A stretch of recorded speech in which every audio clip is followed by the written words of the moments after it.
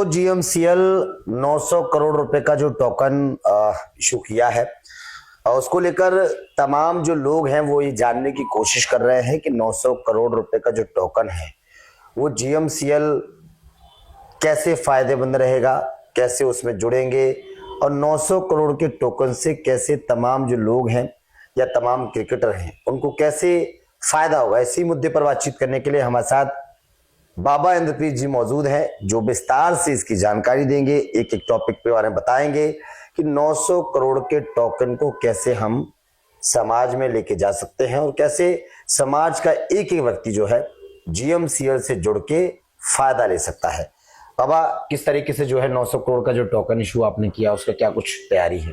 देखिए जी, इसमें मैं बताना चाहूंगा कि जो हमने दिल्ली मोहल्ला क्रिकेट लीग की नींव रखी, तो नींव रखने के पीछे कारण था 3-4 मेन उद्देश्य। सबसे पहले जो बच्चा इस लीग में खेले उसको 40,000 रुपए से 60,000 रुपए मिले, यानी वो जहाँ रहता है वहां पे उसके लिए एक रोजगार, एक इनकम और एक क्रिकेट के थ्रू करियर बने। दूसरा, हमने बोला कि ऐसे बच्चे जो अच्छा परफॉर्म करते हैं 40 लाख से 60 लाख रुपए कमाने का उनको अवसर भी मिल सकता है। फिर हमने बोला कि इसके अंदर जो बच्चों के पास आज संसाधन नहीं है और वो बच्चे पैसे खर्च करके, क्योंकि क्रिकेट की गेम अब बड़ी महंगी हो रही है, अगर आप अच्छी किट लेने जाएं, अच्छे बैट लेने जाएं, लेदर बॉल की अगर मैं बात करूं तो कई हजारों रुपए के अंदर इसका खर्चा लगता है। तो जो बच्चे आज उन घरों से आते हैं जिन घरों में आज उनको 20,000, 25,000, 30,000 रुपए की किट देने का संसाधन नहीं है और अच्छी एकेडमीज में महंगी ट्रेनिंग करवाने के संसाधन नहीं है, कैसे उन बच्चों को भी हम लोग मेन फ्रेम क्रिकेट के अंदर लेके आए। साथ ही साथ जैसे हमने बोला कि हमने जो पूरा नशा मुक्त भारत वाला कैंपेन चलाया, उसके अंदर जैसे महाराष्ट्र पुलिस के साथ हमने टाई अप करके महाराष्ट्र के अंदर भी कैंपेन चलाया, तो कैसे इसमें से नशे की तस्करी में से भी बच्चे और बच्चियां बाहर आ जाए। राइट। तो ये जो सारी चीजें थी, तो बड़े सवाल उठते थे कि भाई ये कैसे होगा, कैसे? तो आज मैं पूरे विस्तार में बताऊंगा कि ये जो 900 करोड़ रुपए का हम लोगों ने गली मोहल्ला क्रिकेट लीग जीएमसीएल का टोकन इशू करा है, जिसको हम डिजिटल एसेट भी बोलते हैं, उसके बारे में, तो उसके से किस तरीके से ये जो सारी चीजें हैं ये पूरी होगी। तो इसको शुरू करने से पहले एक बार दोबारा हम दोहरा लेते हैं कि जो हमने डोमेस्टिक और इंटरनेशनल सीजन बोला है, वो डोमेस्टिक और इंटरनेशनल सीजन है क्या। तो जैसे हमने डोमेस्टिक सीजन बोला तो हमने ये बोला कि भारत के अंदर 6 स्टेट्स के अंदर पहले सीजन में ये मैचेस होंगे, 2026-2027। उसमें हमने दिल्ली एनसीआर, उत्तर प्रदेश, पंजाब, राजस्थान, साथ में महाराष्ट्र और फिर एंड में अब जम्मू कश्मीर स्टेटों को भी जोड़ा।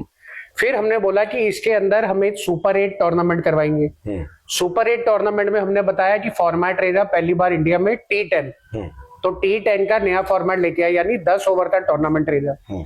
फिर हमने बताया इसके अंदर 3 फॉर्मेट होंगे, एक leather ball, tennis ball open ground और टेनिस बॉल बॉक्स क्रिकेट। उसके बाद बोला कि एक रहेगी लड़कियों की लीग, जिसको हमने वुमेन प्रीमियर लीग बोला, और एक बोला लड़कों की लीग, मैन प्रीमियर लीग। तो अगर मैं इसको देखूं तो 8 सुपर 8 का टूर्नामेंट होगा, जिसमें 8 टीमें होंगी। ये 8 टीमें 3 फॉर्मेट खेलेंगी। हर एक टूर्नामेंट के अंदर 8 टीमों के 32 मैच होंगे। तो 8 टीमें अगर लेदर की हैं, 8 टेनिस बॉल ओपन ग्राउंड की है, 8 टेनिस बॉल बॉक्स क्रिकेट की है, तो 24 ये टीमें हो रही। तो 24 टीमें लड़कों की और 24 टीमें लड़कियों की। तो यानी हर एक स्टेट के अंदर 48 टीमें बनेंगी। राइट।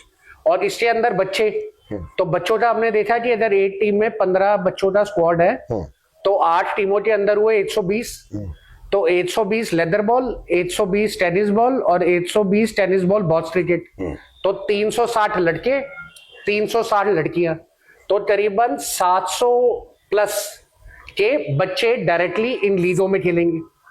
फिर हमने जब ये फॉर्मेट बनाया, फिर इसको बोला कि भारत के अलावा इंटरनेशनल भी ये फॉर्मेट लॉन्च करा जाएगा, जिसमें हमने फिर 10 देश लिए भारत को हटा के। वो 10 देश में हमने लिया USA, Canada, Australia, south Africa, England, साथ में हमने लिया मलेशिया, सिंगापुर, हांगकांग, दुबई और नेपाल। तो ये 10 देश और भारत के अंदर 11वां देश और इसके अंदर 6 स्टेट। तो उन 10 स्टेटों जो देश है उन देशों में भी ये सुपर 8 चल रहा है। राइट। तो इंडिया और फॉरेन के अंदर क्या फर्क है? इंडिया के अंदर सुपर 8 फॉर्मेट चल रहा है हर स्टेट में, बट विदेश के अंदर क्योंकि वो देश छोटे हैं तो वहां सिर्फ सुपर 8 एक ही टूर्नामेंट हो रहा है। तो यानी जो इंडिया की 6 स्टेटें हैं तो एक स्टेट में अगर 48 टीम्स होती हैं और 6 स्टेटें हैं तो 48 इंटू अगर मैं 6 करूं तो करीबन 288 यानी करीबन 290 यहाँ पर टीम्स हुई। अच्छा। और जब मैं बात करता हूं विदेश में तो एक देश में ये सुपर 8 के अंदर करीबन 48 टीम्स हुई। तो 48 टीम्स और 10 देश तो टोटल बने 480 टीम्स और इंडिया के अंदर बनी 288 टीम्स। तो अगर मैं इनको टोटल करूं तो रफली 800 टीम्स। तो 800 टीमें इन मैचेस में खेलेंगी। अब 800 टीमों के 800 बनेंगे फ्रेंचाइजी ओनर, क्योंकि हर टीम का एक ओनर होता है। राइट। तो अब जो इंडिया के अंदर, जैसे एग्जांपल देने के लिए, क्योंकि दुनिया भर में सबसे प्रसिद्ध, सबसे पॉपुलर और सबसे महंगी और जिसने सबसे ज्यादा वैल्यू क्रिएट करी है सबके लिए, वो है हमारी इंडियन प्रीमियर लीग यानी आईपीएल, जिसका अब वुमेन प्रीमियर लीग सेगमेंट भी चलता है। तो मैं जैसे आईपीएल के अंदर देखता हूं तो जब हम आईपीएल के अंदर भी आते हैं तो जब ये 2008 में शुरू हुआ था और आज 17 साल बाद हम आते हैं तो 8 टीमें शुरू में और अब 10 फ्रेंचाइजी है। तो जो फ्रेंचाइजी होते हैं वो क्या करते हैं? तो जो भी फ्रेंचाइजी आता है वो एक पैसा खर्च करता है प्लेयर्स को लेने के लिए। राइट। अब जब वो नामी चामी बड़ी लीग होती है तो उसके अंदर तो होते हैं बड़े खिलाड़ी। तो जब बड़े खिलाड़ी आते हैं, जैसे for example Chennai super king है और उनके पास धोनी है, ऐसे ही अगर आरसीबी है और उनके पास विराट कोहली है, तो जो टीम ऐसे बड़े स्टार्स को लेती है तो बड़े स्टार्स के साथ जो जो कंपनियों के बड़े स्टार एंडोर्समेंट करते हैं, एडवर्टाइजिंग करते हैं और उनके ब्रांड एम्बेसडर होते हैं, उन टीमों के साथ वो सारे ब्रांड भी जुड़ जाते हैं। तो जो वो खर्चा करते हैं उन प्लेयर्स के ऊपर, उसका खर्चा रिकवर करने के लिए सबसे पहले वो लेते हैं स्पॉन्सर। तो जब स्पॉन्सर आते हैं और वो देखते हैं कि आज मुझे आरसीबी को सपोर्ट करना है, तो मैंने देखा कि आरसीबी के अंदर विराट कोहली है और विराट कोहली के जितने भी स्पॉन्सर्स हैं जिनके लिए वो ऑलरेडी ऐड करते हैं वो सारे के सारे आरसीबी में ऑटोमेटिकली आ जाएंगे। तो इस तरीके से फ्रेंचाइजी के पास अच्छे महंगे प्लेयर्स लेने के बाद ऐड लेना और स्पॉन्सरशिप लेना आसान हो जाता है। राइट। दूसरा, वो खर्चा करते हैं इन प्लेयर्स को लेने में, फिर वो एक खर्चा करते हैं इनकी ट्रेनिंग और डेवलपमेंट में, और फिर वो खर्चा होता है जो सपोर्ट स्टाफ होता है, जैसे कोचेज हो जाए, फिजियोथेरेपी हो जाए, ये सब हो जाए। तो ये एक फ्रेंचाइजी का खर्चा होता है। उसके साथ में वो फ्रेंचाइजी की जो रिकवरी है पैसे की, वो रिकवरी 2 तरीके से आती है। एक, जब वो फ्रेंचाइजी अपने स्पॉन्सर्स लाता है तो उसको इनकम जनरेट होती है। फिर फ्रेंचाइजी अपने मर्चेंडाइज बेचता है। मर्चेंडाइज का मतलब किसी ने अपनी जर्सी बेची, किसी ने अपनी टोपी बेची, किसी ने उनकी किट बेची। तो जो भी ऐसे करते हुए अलग अलग इक्विपमेंट होते हैं मर्चेंडाइज के, वो सब बेचे जाते हैं। साथ ही साथ में जब मैचेस होते हैं तो जो फ्रेंचाइजी होती है उसको मैचेस जब खेलते हैं तो जो वहां पे टिकट सेल होती है उससे कमाई आती है। तो ये कुछ ऐसे चीजें हैं जिससे वो फ्रेंचाइजी जो पैसा टीमों को खरीदने में खर्च करता है वो रिकवर करता है। बट उसको ये पता होता है कि मैं अगर इन प्लेयरों पे ये खर्चा कर रहा हूं तो मेरे पास इनसे इस तरीके से कमाई हो सकती है। राइट। कई बार खर्चा ज्यादा होता है प्लेयर्स पे बट कमाई कम होती है। बट जैसे जैसे वो लीग आगे चढ़ती है और वो प्लेयर अच्छा परफॉर्म करते हैं और वो फ्रेंचाइजी की टीम अच्छा परफॉर्म होती है तो उसकी कीमत, एक वैल्यूएशन जिसको हम शेयर मार्केट के टर्म्स में बोलते हैं, एक वैल्यू बढ़ जाती है। उस वैल्यू के बढ़ने से आज अगर मैं देखूं तो पीछे एक एस्टिमेट लगाया गया कि अगर आज कोई बंदा जाता है और आरसीबी यानी रॉयल चैलेंजर्स बेंगलोर, जिसमें विराट कोहली खेलते हैं, उनकी टीम को खरीदता है, टीम खरीदने की बात मैं कह रहा हूं, तो उनकी टीम को खरीदता है तो टीम को खरीदने के लिए करीबन $1.5 बिलियन की वैल्यू लगी। राइट। इसका मतलब आज की डेट पे जितनी भी आईपीएल की टीमें हैं जो पिछले 17 साल से चल रही है अलग अलग सीजन में, एक भी ऐसी नहीं है जिसकी वैल्यूएशन $1 बिलियन ना हो। तो $1 बिलियन का मतलब अगर मैं 90 के हिसाब से चलूं तो 9,000 करोड़ रुपए की तो मिनिमम वैल्यूएशन है ही है। राइट। तो यानी 9,000 करोड़ की तो वो फ्रेंचाइजी की वैल्यू बन गई। और साथ में अब लीग, तो जो लीग है वो लीगों ने फ्रेंचाइजी बांटी है तो वो लीग की वैल्यूएशन तो इनसे कितने गुना बढ़ गई। बिल्कुल। इसी वजह से आज दुनिया भर में बीसीसीआई सबसे रिचेस्ट बोर्ड है क्योंकि आईपीएल से जो कमाई होती है उस कमाई से बीसीसीआई को मॉनेटरी बड़ा बेनिफिट होता है। राइट। अब यही अलग अलग लीगों ने देश और विदेशों में फॉर्मेट चलाया। अब हम आ जाते हैं अपने गली मोहल्ला जीएमसीएल लीग के ऊपर। तो जो गली मोहल्ला क्रिकेट लीग इंडिया के अंदर जीएम बॉक्स क्रिकेट एसोसिएशन के साथ करी जा रही है, इंटरनेशनली इसका नाम रखा गया है global mega street cricket league GMSCL। तो इंटरनेशनली चलेगी वो global mega street cricket league GMSCL और इंडिया में चलेगी GMCL। बट दोनों का प्लेटफॉर्म और दोनों की पेरेंट बॉडी सेम है। अब जब इंडिया में आ जाते हैं और अब फ्रेंचाइजी पे आ जाते हैं, तो आज अगर ये मैंने जैसे बताया पहले कि 48 टीमें एक देश की और 10 देश, तो 480 तो बाहर की टीमें और इंडिया के अंदर 288 टीमें, तो इसका मतलब तकरीबन 800 टीमें। 800 टीम। तो 800 टीमों के 800 ओनर होंगे। ऐसा भी कोई ओनर होगा जो 2-2 टीमें ले लेगा। बट जब वो ऐसे 800 टीमें ले लेगा और 800 टीमें लेने के बाद उसके ऊपर काम होगा, तो जो ये इन्वेस्टमेंट करेंगे तो इनकी इन्वेस्टमेंट रिकवर कैसे हो, उसके लिए ये GMCL का टोटल काम आएगा। तो हमने उसके अंदर सिस्टम बनाया है कि आज अगर कोई भी फ्रेंचाइजी टीम लेता है और उसके प्लेयर्स को पे करता है, तो जब वो पे करेगा तो जितनी भी उसने निवेश करी उसका 50% वैल्यू के उसको शेयर्स मिलेंगे, यानी GMCL के टोटल मिलेंगे। अब इसका देखिए कितना परिवर्तन आएगा। आज भारत के अंदर बड़ी सारी लीगें हो रही हैं जिसके अंदर मेन फ्रेम इंडिया के प्लेयर्स नहीं खेलते बट यंग बच्चे खेलते हैं। बट जो यंग बच्चे खेलते हैं उनको सिर्फ पॉइंट्स मिलते हैं कि तुम्हें हमने 10,000 पॉइंट में खरीदा, तुम्हें हमने 20,000 पॉइंट में खरीदा। बड़ी सारी ऐसी भी जगह है जहां बच्चों को मैच खेलने की मैच फीस भी नहीं मिलती। राइट।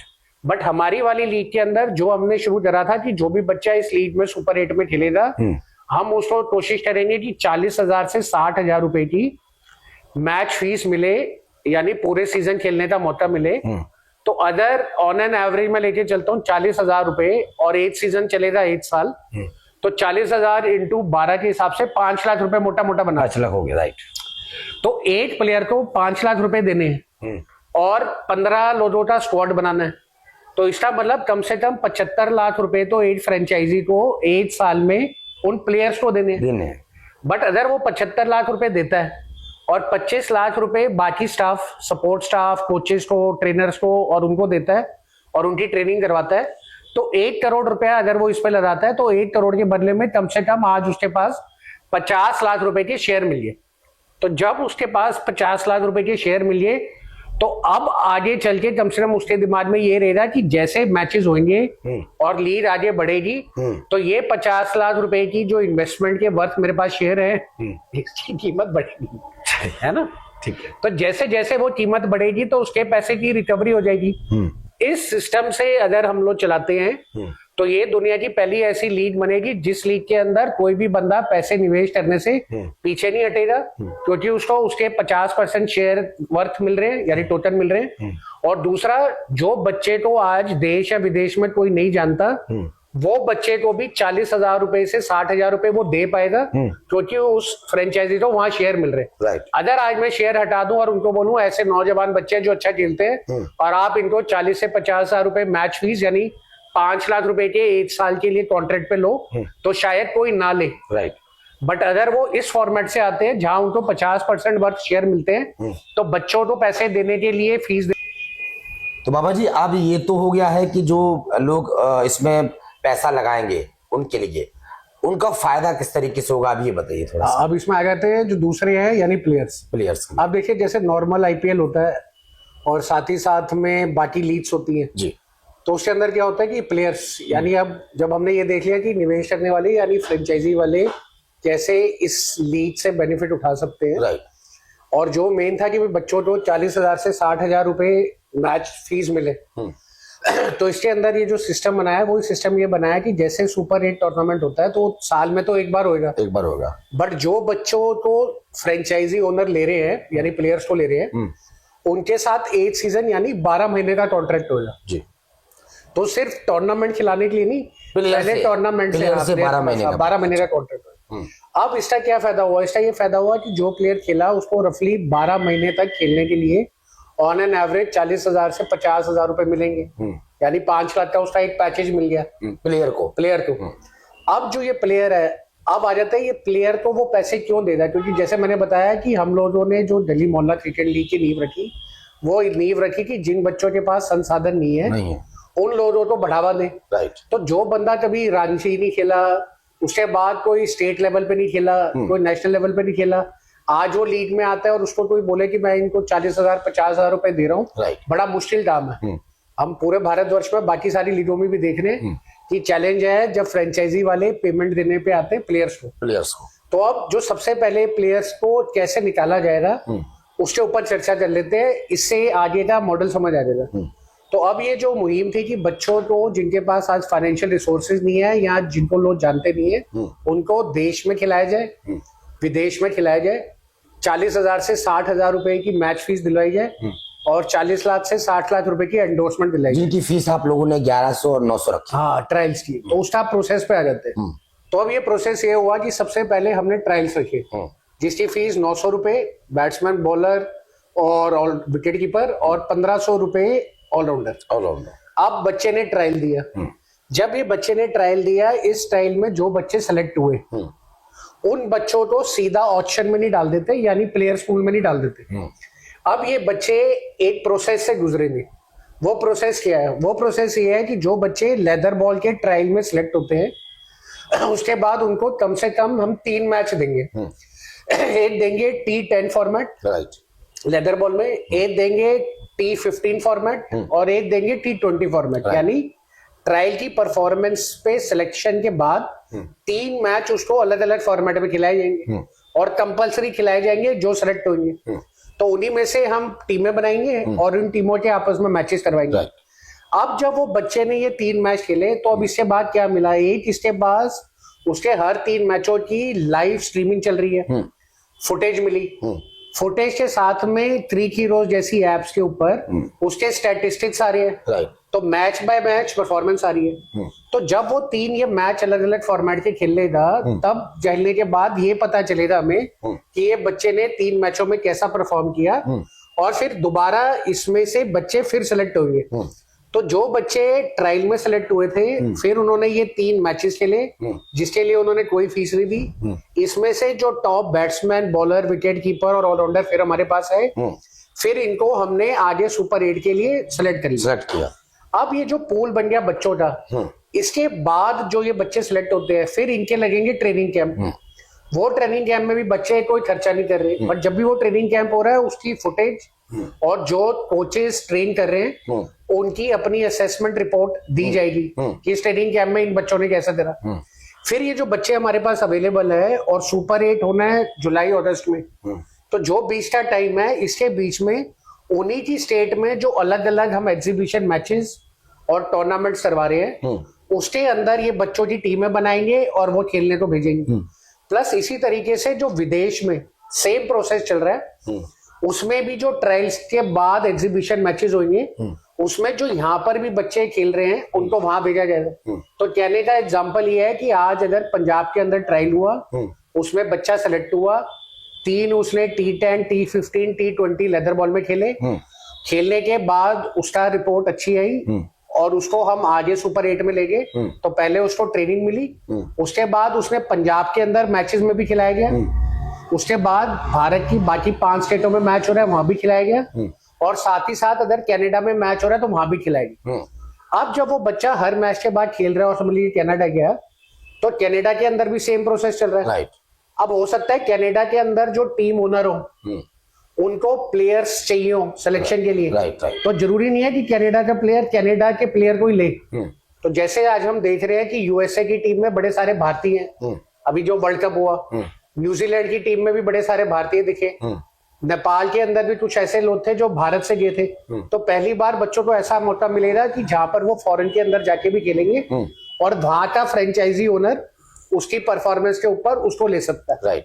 और जब वो उसको फॉरेन में लेगा और अच्छा परफॉर्म होगा तो उसके साथ में उसको जो 40 लाख से 60 लाख रुपए की एंडोर्समेंट है वो भी मिल सकती है। तो पहली बार भारत के इतिहास में इस तरीके से ग्रासरूट लेवल की लीग बनेगी जो उन बच्चों को सिलेक्ट करके सुपर 8 टूर्नामेंट में पहुंचने से पहले पूरे भारतवर्ष में और फॉरेन के अंदर खिलाएगी, और क्या पता कहाँ पे वो बच्चे की सिलेक्शन हो जाए। इसी वजह से इन बच्चों को फिर वो 40,000 से 60,000 रुपए हर महीने और 40 लाख से 60 लाख पैकेज मिलने की संभावना बढ़ जाएगी सैलरी के। हाँ, और साथ ही साथ जो बच्चे अच्छा परफॉर्म करेंगे उनको शेयर भी मिलेंगे और 1 साल पूरा टाइम मिलेगा। तो इस तरीके का बच्चों का सिलेक्शन प्रोसेस, और सुपर 8 शुरू होने से उन बच्चों को देश और विदेश में अलग जगह जाते हैं खेलने का मौका, और सिलेक्शन होने के बाद जो उनके टीम ओनर्स को शेयर दिए गए वो शेयर्स इनको भी बच्चों को मिलेंगे। तो आगे चल के वो बच्चे भी इन शेयर के थ्रू एक अपना अच्छी इनकम और अच्छा एक कैपिटल एप्रिसिएशन पा पाएंगे। तो जो पूरे भारतवर्ष में बड़ी सारी लीगों के अंदर आज बच्चों को पैसा नहीं मिल पाता, तो प्लेटफॉर्म के साथ में एक पहचान और पैसे दोनों मिलेंगे, तो ये एक क्रांति का काम करेगा। तीसरे, अब इसके अंदर हम आ जाते हैं स्पॉन्सर्स। तो जब ये लीग होती है, हमने देखा कि इस लीग के अंदर स्पॉन्सर आते हैं, तो स्पॉन्सर आके अपना ऐड देते हैं। अब जितनी भी लीगों में स्पॉन्सर ऐड देते हैं तो वो देखते हैं भाई इससे हमें कितने लोगों तक पहुंचेंगे। अब इसका बेनिफिट ये हुआ कि आज अगर कोई दिल्ली के अंदर कोई ब्रांड आता है और वो स्पॉन्सर करता है, तो वो ब्रांड सिर्फ दिल्ली तक सीमित नहीं है, तो वो बाकी 6 स्टेटों जहां हो रहा है वहां भी जाएगा, डिजिटल प्लेटफॉर्म के थ्रू पूरे दुनिया भर में भी जाएगा। और साथ ही साथ में जब यहाँ के बच्चे जो ट्रायल्स में सेलेक्ट हुए वो वाले बच्चे जब फॉरेन में जाके खेलेंगे तो उस ब्रांड की भी प्रमोशन होगी। राइट। प्लस जो बंदा बड़ी स्पॉन्सरशिप करेगा उसको उसके बदले में भी ये शेयर और टोकन इशू करे जाएंगे। राइट। तो इसका ये मतलब हुआ कि जहाँ पे आज कोई 50 लाख रुपए की एंडोर्समेंट करता है और वो भी अगर 50% इसके अंदर शेयर लेता है, तो जो 25 लाख रुपए उसके पास वर्थ शेयर आ गए, तो जो उसने 50 लाख का खर्चा किया, हो सकता है आने वाले समय के अंदर वो उसके 25 लाख भी 50 लाख 1 करोड़ या 1.5 करोड़ मिल जाए। तो आज तक जो फ्रेंचाइजी के साथ में स्पॉन्सर बहुत बड़ा रोल अदा करते हैं किसी भी लीग को सक्सेसफुल बनाने के लिए, बट उनको भी शेयर नहीं मिलते, तो ये पहली बार आसान हो जाएगा फ्रेंचाइजी को अपने एंड में अपनी टीम के लिए स्पॉन्सर लाने में। यहाँ वो स्पॉन्सर लीग लेवल पे आ रहा है कि उसको उस खर्चे के बदले शेयर मिलेगी। और अब चाहे मैच दुबई में हो या मैच मलेशिया में हो, वो स्पॉन्सर को शेयर मिले किसके? लीग के। तो वो लीग दुनिया भर में जहां जहां चलेगी, जहां जहां अच्छा परफॉर्म करेगी, उसको उसका बेनिफिट मिलता जाएगा, यानी उसका खर्चा और नुकसान होने से बच जाएगा क्योंकि उसके पास लीग के शेयर है। चौथे, इसके अंदर अब हम आ जाते हैं पार्टनर्स, जो हमारे पास कोचेस, साथ में हमारे पास अंपायर्स, ट्रेनिंग स्टाफ सब आता है। तो जैसे मैंने बताया था कि अगर 5 लाख रुपए हम कह रहे हैं कि हर किसी को 2 प्लेयर को, तो 75 लाख के साथ में 25 लाख रुपए जो कोचेस को, ट्रेनिंग स्टाफ को, अंपायर्स को दे रहे हैं। तो ये जो हमारे पास कोचेस, ट्रेनिंग स्टाफ और ये पूरे अंपायर्स जुड़ेंगे, कल तो हो सकता है कि कोई टीम हो दुबई में और वो बोलेगी हमें अच्छा कोच चाहिए। राइट। तो हमारा जो कोच होएगा, समझ लीजिए वो कोच है हमारे पास मुजफ्फरनगर का, उसको हम रेफर करेंगे, तो वो जाके दुबई में कोचिंग देगा। तो पहली बार कोचों को भी, अंपायर्स को भी, ऑफिशियल्स को भी ये मौका मिलेगा कि वो विदेश जा सकते हैं इस प्लेटफॉर्म के थ्रू। साथ में उनको भी शेयर दिए जाएंगे। तो जो आज अच्छी लीग चलेगी और जो अच्छी परफॉर्मेंस होगी और जो उसकी वैल्यू बढ़ेगी, उससे कोचेस को, अंपायर्स को, ट्रेनिंग स्टाफ को भी आगे चल के बेनिफिट मिलेगा। तो आज तक कभी भी इस तरीके से जो लोगों को इन लीग्स में कभी भी शेयर्स भी नहीं मिलते थे, वो भी उनको GMCL के साथ मिलने के साथ वो मिल जाएगी। लास्ट में हम आ जाते हैं कि जब हमने फ्रेंचाइजी ओनर, उसके साथ में हमने प्लेयर्स, फिर हमने स्पॉन्सर्स देखे। राइट। अब आज सब जानते हैं कि IPL की वैल्यूएशन कितनी बढ़ गई है ना। बट आज अगर आप हैं या मैं हूं और मैं चाहूं कि मैं रिलायंस की तरह उसका शेयर ले सकूं, और मैं चला जाऊं, तो ना तो मैं उनकी फ्रेंचाइजियों का शेयर ले पाऊंगा और ना मैं IPL का शेयर ले पाऊंगा। बट मुझे पता है कि IPL में कितना पोटेंशियल है। तो जो लोग ऐसे आज लीगों को बाहर से देखते हैं बट उसके अंदर निवेश करके बेनिफिट नहीं ले पाते, यानी इन्वेस्टर्स, वो इन्वेस्टर्स के पास भी ये सुनहरा मौका है कि दुनिया भर में आप कहीं पर भी हैं, इसके अंदर इन्वेस्ट करें और जिस जिस देश में भी जहां जहां भी मैच होता रहेगा वहां आपको इसका बेनिफिट मिलता जाएगा क्योंकि आपकी वैल्यू बढ़ जाएगी। तो पहली बार दुनिया भर में जिन लोगों को क्रिकेट के अंदर कितना पैसा है और कितना स्कोप है और कितना पोटेंशियल है, ये सब जानते हैं। बट वो उसमें हिस्सेदार नहीं बन पाते। तो इन्वेस्टर्स के लिए बहुत बड़ा मौका है कि चाहे आप इंडिविजुअल इन्वेस्टर हो, या आप एक कॉर्पोरेट घराना हो, या आप कोई फंड हाउस हो, तो कोई भी बंदा इसके अंदर निवेश कर सकता है। $1,000 की वैल्यू रखी है, यानी 90,000 रुपए का एक टोकन रखा है, और मिनिमम इन्वेस्टमेंट रखी है $5,000, यानी 4.5 लाख रुपए से आप इसके अंदर निवेश करना शुरू कर सकते हैं। 4.5 लाख से शुरू कर सकते हैं। हाँ, मिनिमम। और 90,000 का क्या है? 90,000 की एक टोकन की वैल्यू है, यानी एक शेयर की वैल्यू $1,000। ठीक है। अब इसके बाद जिसने हमें मोटिवेट किया कि हम क्यों ये टोकन निकाले, तो इसके पीछे सबसे बड़ा योगदान है फैंस का। अब मैं इसमें कुछ आपको आंकड़े बताना चाहूंगा कि दुनिया भर में क्रिकेट के फैंस 2.5 बिलियन है। राइट। यानी 2.5 बिलियन की आबादी क्रिकेट के फैंस में आती है। जो ये क्रिकेट के फैंस की आबादी 2.5 बिलियन की आती है, अब मैं अगर इसको मॉनेटरी टर्म्स में देखूं तो वो मॉनेटरी टर्म्स में ये जाता है $80 बिलियन। $80 बिलियन की इतनी बड़ी मार्केट, और सिर्फ 3% इसमें ऐसे लोग हैं जो इस तरीके से लीगों में पैसे बना सकते हैं और मोनिटाइज कर सकते हैं। राइट। अब मैं इसका बहुत बड़ा एग्जांपल ये देना चाहूंगा कि जैसे हम देखते हैं कि कभी चेन्नई सुपर किंग का मैच हुआ और चेन्नई में मैच हुआ, या पंजाब किंग्स 11 का मैच हुआ और मोहाली में मैच हुआ। राइट। तो जो आज फैन जाता है वो वहां पर जर्सी पहनता है। तो जर्सी जब पहनता है तो उसके पैसे किसके पास जाते हैं? जो फ्रेंचाइजी है। उसके बाद जब वो जाके वहां टिकट लेता है और टिकट खर्च करता है, तो वो जो टिकट है उसका भी एक रेवेन्यू वहां की फ्रेंचाइजी को जाता है। बट इसके बदले में जो उसका ये खर्चा हो रहा है या लॉयल्टी हो रही है, क्योंकि हम देख रहे हैं साल बाय साल एक फ्रेंचाइजी के साथ में फैन बढ़ते चले जाते हैं। बट फैन बढ़ते तो जा रहे हैं, बट क्या फैनों को कोई मॉनेटरी बेनिफिट हो रहा है? राइट। तो उनको मॉनेटरी बेनिफिट कैसे दे पाए? तो इसके लिए ये टोटन एक क्रांति लेके आया है, जो बड़ी सारी देश और विदेश में क्रिकेट लीगों को मोटिवेट करेगा कि जो इतना बड़ा $80 बिलियन की मार्केट है और 2.5 बिलियन लोग हमारे पास क्रिकेट के फैन है, जिसमें से 3% ही सिर्फ इससे बेनिफिट ले पाए हैं, वो इस टोकन के थ्रू डरे। तो अब अगर आप फैन है हमारी किसी भी टीम के जम्मू कश्मीर के, तो आपने उसके टोकन लिए, तो अब जहां मैच होगा सबसे पहले आपको एडवांटेज मिलेगा कि जैसे जैसे आपके पास ये टोकन आएंगे और इसके मैचेस होंगे तो इसकी वैल्यू बढ़ेगी। तो कल को आप उसको एनकैश करके अपने लिए एक प्रॉफिट कमा सकते हैं। साथ में जिनके पास ज्यादा टोकन होंगे, तो जैसे हमने देखा है लॉयल्टी प्रोग्राम्स होते हैं, ऐसे इसके अंदर भी लॉयल्टी प्रोग्राम्स आएंगे जिसमें आपको मौका मिलेगा अपने प्लेयर से मिलने का, अपने प्लेयर्स के साथ टाइम स्पेंड करने का। कल को मैच होगा तो उसमें कोई वीआईपी वहां पे प्लेटफॉर्म होगा, तो वीआईपी जगह पे बैठने का और प्रेस मीट को भी एड्रेस करने का।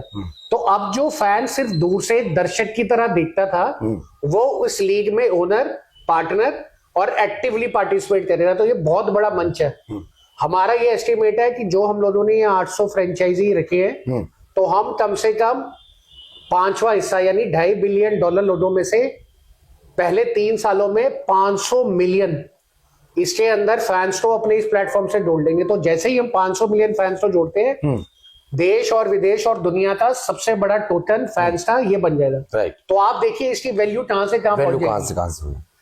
अब ये जो पूरा इकोसिस्टम है टोटन्स का, जहां पर franchise, sponsor, player, coaches, umpires, investors और साथ ही साथ में अब हमने देखा फैंस, ये जो सब मिलके आते हैं, इस पूल को हम बोलते हैं जीएमसीएल का टोटन पूल। तो अब इसका आने वाले कल के अंदर जो अभी अनुमान है हमारे, तो उसके अंदर हमारी एस्टिमेट है कि पहले साल के अंदर हम लोग इस फॉर्मेट में चलते हुए करीबन $40 मिलियन, यानी अगर मैं 90 रुपए से मल्टीप्लाई करता हूं तो करीबन 400 करोड़ रुपए का लीग के ऊपर इनकम आएगी। राइट। और तीसरे साल में ये $120 मिलियन तक चली जाएगी और 5वें साल में कम से कम 500 मिलियन तक चली जाएगी। तो ये बड़े ही इसके अंदर कन्वेंशनल फिगर्स हैं। बट अगर मैं देख रहा हूँ कि आज अगर हम 0 पे खड़े हैं और 1000 का टोकन हमारे पास है, और अगर हम इस तरीके से आगे बढ़ते जाएं तो कितने बड़े लेवल के ऊपर इस टोकन की वैल्यू बढ़ सकती है। और हर एक घर गृहस्थी के अंदर आज एक इनकम का और शेयर्स का बेनिफिट मिल सकता है।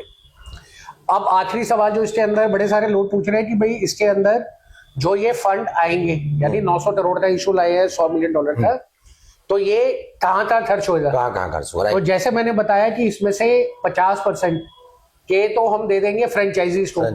तो जहां हमने देखा कि 800 फ्रेंचाइजी 800 करोड़ रुपए अगर वो खर्च कर रहे हैं तो 450 करोड़ के आसपास तो उनको चलेगी। राइट। अब जो बाकी बचे उससे क्या होगा कि जो भी फंड हमारे पास जनरेट होगा, राइट, उस देशों के अंदर हम लोग एक तो अपने ग्राउंड तैयार करेंगे जी। तो टेनिस बॉल के लिए box cricket ground, tennis ball के लिए ओपन ग्राउंड और लेदर बॉल के लिए हम लोग नॉर्मल लेदर बॉल का ग्राउंड। तो जब ये ग्राउंड तैयार होंगे तो इसके अंदर ट्रेनिंग दी जाएगी। तो जो आज बच्चों के पास खर्चा नहीं है ट्रेनिंग करने का, वो ये ट्रेनिंग एकेडमी में आएंगे तो इनको कम रेट पे ये ट्रेनिंग प्रोवाइड करवाई जाएगी। और क्योंकि ग्राउंड हमारा है तो जो भी टूर्नामेंट और जो भी वहां पे बेस्ट इंफ्रास्ट्रक्चर दे सकते हैं वो भी हम देंगे। राइट। साथ ही साथ जो हमने बोला था कि ट्रेनिंग के साथ में जो बहुत बड़ा खर्चा होता है बच्चों को बैट लेने का, किट लेने का, सारी चीजें लेने का, वो सारे खर्चे के लिए भी ये पैसा इस्तेमाल हो जाता है। यानी बच्चों की ट्रेनिंग डेवलपमेंट के ऊपर ये फंड का खर्चा होगा। उसके बाद ये फंड का खर्चा हर एक देश के अंदर और एक स्टेट के अंदर अपने अपने ग्राउंड्स बनाने में लगेगा। और साथ ही साथ over a period of time जो जो इसके अंदर बच्चे जुड़ते जा रहे हैं और जो आगे पूरा एक सिस्टम बनता जा रहा है, इस सिस्टम को स्मूथली ऑपरेशन चलाने के लिए अंदर ये पैसा लगेगा। बिल्कुल। तो अगर ये हो जाता है तो आज अगर 900 करोड़ रुपए का इशू आया है तो कम से कम 3 से 5 गुना हम इसकी वैल्यू समझते हैं कि आने वाले 5 साल के अंदर ये हो जाएगी। तो अगर 3 से 5 गुना 3 साल और 5 साल में हो जाएगी तो दुनिया की ये पहली ऐसी लीग बन जाएगी जिसका कोई टोकन आया और उसने ये दिखाया कि कैसे फैंस को, प्लेयर्स को आप सबसे बड़ा बेनिफिट पहुंचा सकते हैं, अंपायर्स को, ऑफिशियल्स को बहुत बड़ा बेनिफिट मिल जा सकते हैं, और आम लोग जो क्रिकेट के दीवाने हैं और क्रिकेट को पूछते हैं उन लोगों को कितना बड़ा मंच मिल सकता है निवेश करने का और इसी ग्रोथ से अपना बेनिफिट लेने का। तो ये पूरे का पूरा जो हमने बनाया गया, तो ये GMCL का टोटल का इकोसिस्टम है जो आज हम लोगों ने डिस्कस करा कि किस किस तरीके से ये लोगों को बेनिफिट पहुंचाएगा। और साथ में मैं बताना चाहूंगा कि इसका पूरा इशू मैनेजमेंट राज कपूर जी हैं जो मिडिल ईस्ट बेस्ड है, वो इसका नेतृत्व कर रहे हैं। कई सालों से उनका नाम देश और विदेश में टॉप लोगों में आता है जिन लोगों ने ऐसे ब्लॉकचेन के ऊपर उनको महारत हासिल है और साथ में ऐसे इशू मैनेज करेंगे। तो आज हम लोगों ने जो ये स्टेप उठाया है, सबसे पहले 40,000 से 60,000 रुपए देने का, बच्चों को 40 लाख से 60 लाख रुपए की एंडोर्समेंट देने का, आम लोग जो टीम के ओनर नहीं बन सकते उनको टीम ओनर बनने का, जो फैन अपने क्रिकेट को आगे बढ़ाते हैं उन फैंस को भी उसमें से कमाई करने का और मालिकाना हक लेने का, और साथ ही साथ चाहे स्पॉन्सर्स हो या फ्रेंचाइजी हो या इन्वेस्टर हो, हर किसी को इससे मॉनेटरी बेनिफिट लेने का।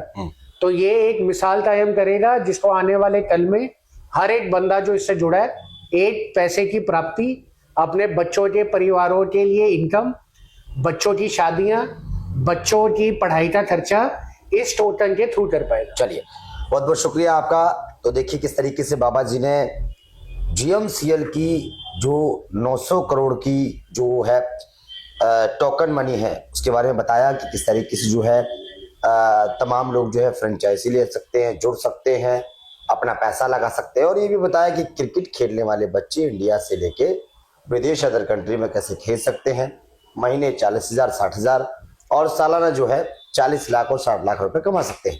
तो इस तरीके का जो है GMCL जो है एक बड़ा जो है धमाका लेके आया है। और जिस तरीके से जो है बाबा इंद्रप्रीत जी ने पूरी ब्रीफिंग दी है, कई लोगों के सवाल थे कि इसको कैसे करेंगे, कैसे नहीं करेंगे, ये फंड को कहाँ लगाएंगे, फंड क्या मैनेज करेंगे, उस पर भी जो है बाबा इंद्रप्रीत जी ने तमाम मुद्दों पर बातचीत की है और आपको अच्छे से ब्रीफ किया है।